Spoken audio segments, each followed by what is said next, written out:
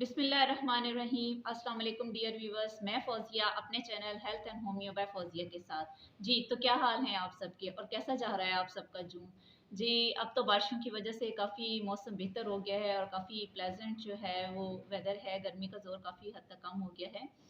तो चलें चलते हैं आज के टॉपिक की तरफ। आज का जो मेरा टॉपिक है वो यंग गर्ल्स के लिए और लेडीज़ के लिए काफ़ी परेशान कुन है और काफ़ी ज़्यादा ख़वातीन जो हैं वो इस मसले का शिकार हैं। जी बिल्कुल, मैं बात कर रही हूँ इर्रेगुलर पीरियड्स के बारे में। तो इरेगुलर पीरियड्स क्या है? नॉर्मली पीरियड्स की बात कर लेते हैं कि आम तौर पर जो है वो 14 टू 15 इयर्स गर्ल या अब तो जो है वो प्यूबर्टी की एज जो है वो 12 टू 15 भी कह सकते हैं कि इसमें अगर एक नॉर्मल जो यंग लेडी है, यंग गर्ल है, अगर उसको पीरियड्स जो हैं वो स्टार्ट हो जाते हैं तो that is counted the normal range. और अगर इसके अलावा जो है वो काफ़ी अर्से या इससे भी अगर 15 से 16-17 साल की उम्र तक अगर किसी खातून को पीरियड स्टार्ट नहीं होते हैं तो इसको हम एबनॉर्मेलिटी में काउंट करेंगे। और इसके अलावा पीरियड्स का जो है जो टाइम पीरियड है वो 21 डेज़ का साइकिल होता है या 21 से 28 डेज़ का साइकिल कंसीडर किया जाता है। अगर किसी को 21 डेज़ से पहले जो है वो स्पॉटिंग या ब्लीडिंग स्टार्ट हो जाती है तो ये एक एबनॉर्मल इशू है, यानी ये एक मसला है, परेशानी की बात है। और अगर किसी को 21 से लेके 28 डेज़ तक के अलावा अगर 35 डेज़ तक हो गए हैं और उसके अभी तक उनको पीरियड स्टार्ट नहीं हुए तो इसको भी हम एक प्रॉब्लम में कंसिडर करेंगे। इसके अलावा अगर किसी खातून को जो है वो 7 डेज़ से जो नॉर्मल ब्लीडिंग का टाइम पीरियड है वो है इसमें 4 टू 5 डेज़ या 7 डेज़ तक की जो ब्लीडिंग है वो काउंट की जाती है। और अगर किसी को जो है वो 2 दिन से या 3 दिन से भी कम ब्लीडिंग होती है तो भी प्रॉब्लम है, और अगर किसी को 7 डेज़ से ज़्यादा की ब्लीडिंग्स हो रही हैं तो ये भी हम इसको भी एक मसला कंसिडर करेंगे। अब इसमें एक और इशू भी डिस्कस करूँ कि अगर किसी को पीरियड्स के दौरान बहुत ज़्यादा क्रैम्प्स आते हैं, बहुत ज़्यादा पेन्स आ रही हैं, बहुत एक्सेसिव ब्लीडिंग्स हो रही हैं या बहुत ही कम ब्लीडिंग हो रही है, तो ये भी एक प्रॉब्लम है। इसको भी हम एक तरह के इशू में कंसीडर करेंगे। अब देखते हैं कि इसकी जो सिचुएशंस हैं, कौन-कौन सी ऐसी सिचुएशंस इसमें अराइज़ हो सकती हैं जिनको कि हम इर्रेगुलर पीरियड्स में कंसीडर कर सकते हैं। तो सबसे पहले एमेनोर्यिया की कंडीशन है, जैसा कि मैंने पहले भी कहा था। एमेनोर्यिया जो है वो एक मेडिकल टर्म है जिसका मतलब है एब्सेंस ऑफ मेंसेस हो जाना। काफ़ी अरसे तक जो है अगर किसी फीमेल को 21 डेज़ हो गए हैं और या 28 डेज़ या 35 डेज़ से ज़्यादा का अरसा हो गया और उसको अभी पीरियड्स नहीं आए हैं तो उसको हम एमेनोर्यिया की कंडीशन कहेंगे। इसके अलावा ओलिगोमेनोरिया भी जो है ये भी फ्रीक्वेंटली बहुत ज़्यादा देखने में आता है। इसके अलावा डिस्मेनोरिया की एक सिचुएशन होती है कि जिसमें बहुत ज़्यादा पेनफुल पीरियड्स होते हैं, बहुत ज़्यादा पेनफुल मेंसेस हो रहे होते हैं, इसमें क्रैम्प्स आ रहे होते हैं। जो गर्ल्स होती हैं या लेडीज़ होती हैं वो पेट पे हाथ रख के बिल्कुल बेंडिंग पोजीशन में यूँ बिल्कुल झुकी हुई होती हैं। वो पेन नाकाबिले बर्दाश्त होता है, बहुत सीवियर किस्म के उनको क्रैम्प्स आ रहे होते हैं। और ऐसी सिचुएशन में अगर किसी को नौज़िया हो रहा है, बहुत ज़्यादा मतली हो रही है, उनका जी मतला रहा है और उनको वॉमिटिंग्स हो रही हैं, तो इस सिचुएशन में भी उनको मेडिसिन लेने की ज़रूरत होती है। इसके अलावा एक और कंडीशन है कि जिसको हम मेनोपॉज़ बोलते हैं। मेनोपॉज़ में जो है वो स्टॉपेज ऑफ द मेंसेस की एज होती है, यानी एक ऐसी एज जब ख़वातीन की 45 ईयर्स से लेके 55 ईयर्स तक का जो पीरियड है, मुख्तलिफ ख़वातीन में ये मुख्तलिफ होता है, इसलिए इसकी रेंज 45 से 55 तक की रखी गई है। और इसमें ख़वातीन का जो है वो स्टॉपेज जो है वो इस साइकिल का होना शुरू हो जाता है। और बहुत सी ख़वातीन का एज के लिहाज से और हर खातून दूसरी खातून से मुख्तलिफ होती है, तो सबकी डिफरेंट एज में डिफरेंट टाइम पे जो है ये स्टॉपेज हो रही होती है, सीज़ हो जाते हैं पीरियड्स होना। तो इस स्टेज को हम मेनोपॉज़ की स्टेज कहते हैं। और उसके बाद ख़वातीन में जो हॉट फ्लैशेज़ का आना, उनका इरिटेबल मूड्स हो जाना, स्विंग मूड्स में स्विंग जो है वो देखने में आता है। तो ये सारी जो सिचुएशंस हैं ये प्रॉब्लम्स में आ जाती हैं। अगर हम इनकी कॉजेज़ की बात करें तो कॉजेज़ में लाइफ़स्टाइल बहुत ज़्यादा काउंट करता है कि आप किस तरह से रहते हैं, खाते-पीते हैं। इसके अलावा स्ट्रेस एक बहुत बड़ी एक ऐसी कॉज़ है कि जिसकी वजह से जो स्टॉपेज ऑफ मेंसेस है वो हो सकता है, या बहुत ज़्यादा एक्सेसिव ब्लीडिंग्स हो सकती हैं।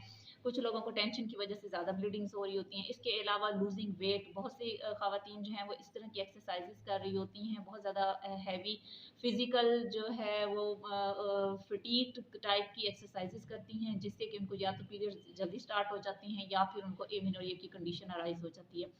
इसके अलावा डाइटिंग एक ऐसी कॉज है कि लड़कियां जो हैं वो स्मार्ट रहने के लिए डाइटिंग स्टार्ट कर देती हैं, बहुत से जो है वो ग़िज़ाई जो ज़रूरियात होती हैं वो उनकी पूरी नहीं हो रही होती हैं, तो जिसकी वजह से एमेनोरिया की कंडीशन हो सकती है। इसके अलावा लंबे अरसे तक चलने वाली बीमारियां हैं। इसके अलावा बहुत सी खवातीन जो मैरिड खवातीन जो बर्थ कंट्रोल पिल्स खा रही होती हैं, उसके नतीजे में भी जो पीरियड्स हैं वो डिस्टर्ब हो जाते हैं, क्योंकि उनमें हार्मोन्स होते हैं और हार्मोनल इम्बैलेंस की वजह से भी एमिनोरिया या डिसमिनोरिया, ओलिगोमिनोरिया या इस तरह की सिचुएशंस जो हैं वो अराइज हो सकती हैं।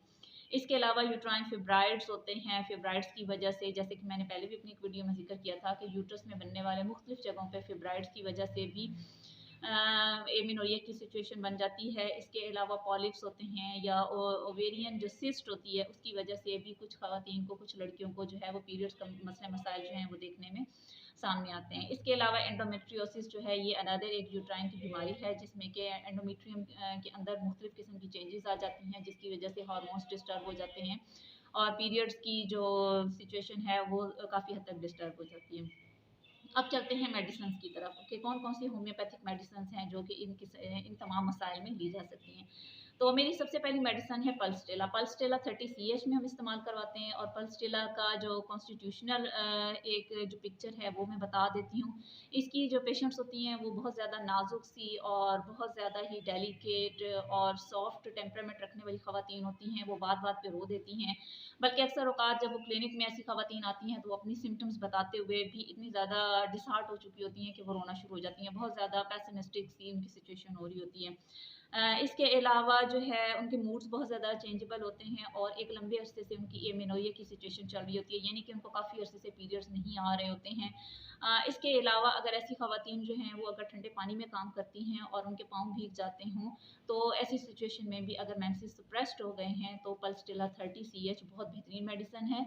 और सुबह दोपहर शाम 5-5 कतरे जो हैं वो ताज़ा पानी में, या कोशिश करें कि अगर थोड़ा सा नीम गर्म पानी मिलता है तो उसमें भी आप इसके 5-5 कतरे जो हैं वो सुबह दोपहर शाम इस्तेमाल करें, तो इंशाल्लाह इससे भी एमिनोरिया बहुत जल्दी रिकवर हो जाता है। अब मेरी दूसरी मेडिसिन है सिमिसिफ्यूगा। सिमिसिफ्यूगा भी 30 की पोटेंसी में इस्तेमाल करते हैं, 30 CH में। ये भी हम सुबह दोपहर शाम इस्तेमाल करेंगे और इसमें भी एमिनोरिया की जो है वो सिचुएशन देखने में आ रही होती है कि एक लंबे अरसे से एक प्रोलॉन्ग्ड एमिनोरिया जो है वो चल रहा होता है और इसमें पेन्स बहुत ज़्यादा मारते हैं।